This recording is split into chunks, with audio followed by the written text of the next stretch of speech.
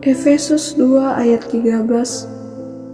Tetapi sekarang di dalam Kristus Yesus, kamu yang dahulu jauh sudah menjadi dekat oleh darah Kristus. Saudara-saudari yang terkasih, ada dua orang yang berselisih paham dan diselesaikan lewat jalur hukum. Para ahli hukum kemudian menyodorkan sebuah dokumen hukum dan meminta agar kedua pihak yang berselisih mengakhiri perselisihannya sesuai dengan apa yang tercantum dalam dokumen itu.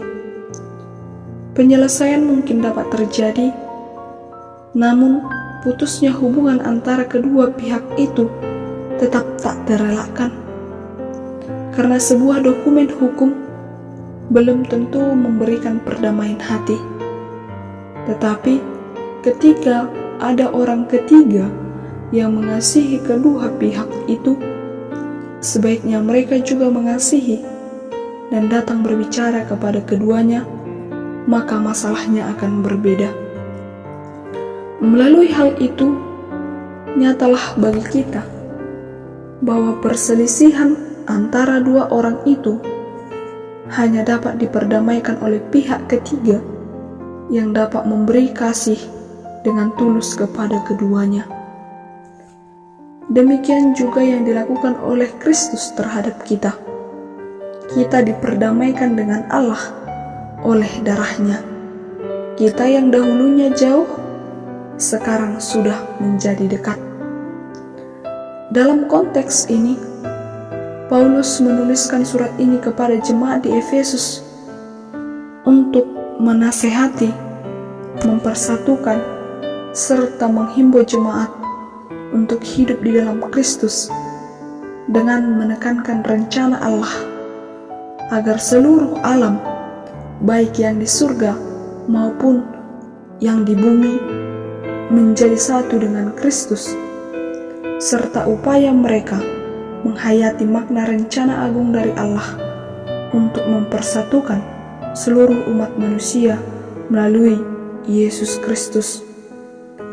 Hal ini dikarenakan sikap bangsa Yahudi yang membenci dan memandang rendah bangsa-bangsa yang bukan Yahudi, dan terlihat jelas di dalam bait Allah, di mana bangsa Yahudi membuat beberapa bilik dan adanya prasasti sebagai larangan bagi orang yang bukan Yahudi.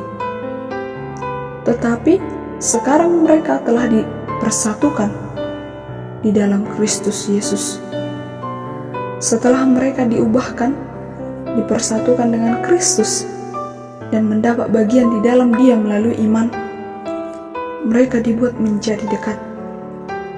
Mereka dibawa pulang kepada Allah, diterima di dalam jemaat, dan menerima semua hak istimewa yang lain sebagai hasil dari semuanya.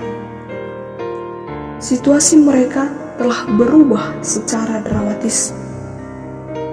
Kebencian itu telah sirna dan digantikan oleh kesatuan baru. Mereka yang dahulunya berjauhan kini telah menjadi dekat. Dinding pemisah di antara sesama mereka telah dirobohkan. Dinding pemisah itulah yang selama ini menghalangi orang-orang yang bukan Yahudi untuk bertemu dengan Allah. Yesus sebagai pendamai merobohkan dinding pemisah tersebut melalui darahnya di kayu salib yang menggugah kita untuk menghayati kasih-Nya. Salib itu juga menggugah hati segala bangsa untuk mengasihi Kristus. Kesatuan hanya dapat dicapai dengan menerima Yesus dan menanggalkan semua sifat-sifat asal kita. Oleh karena itu, darah Yesus telah mempersatukan kita dari semua perbedaan-perbedaan kita. Kematian Kristus telah mempersatukan orang percaya dalam satu tubuh, satu keluarga, dan satu bangunan yang artinya berkaitan erat satu sama lain. Kesatuan dalam Kristus menghasilkan orang-orang Kristen yang iman Kristennya menerobos melampaui segala perbedaan yang ada di antara mereka. Kesatuan juga membuahkan manusia-manusia yang merupakan sahabat bagi sesamanya, sebab mereka sama-sama bersahabat dengan Allah. Kesatuan juga membuat seluruh umat manusia menjadi satu, sebab mereka sama-sama memperoleh hak untuk masuk ke hadirat Allah, tempat mereka dipersatukan di dalam kasih-Nya. Kita sebagai orang-orang yang telah dipersatukan oleh Kristus haruslah saling menerima, menghargai, dan mengasihi. Oleh sebab itu, kita yang telah dipersatukan di dalam Kristus, janganlah kiranya kita menciptakan tembok pemisah, karena tembok itu telah dirobohkan di kayu salib. Tetapi, marilah kita hidup dalam kesatuan dan kedamaian yang daripada Kristus Yesus. Amin.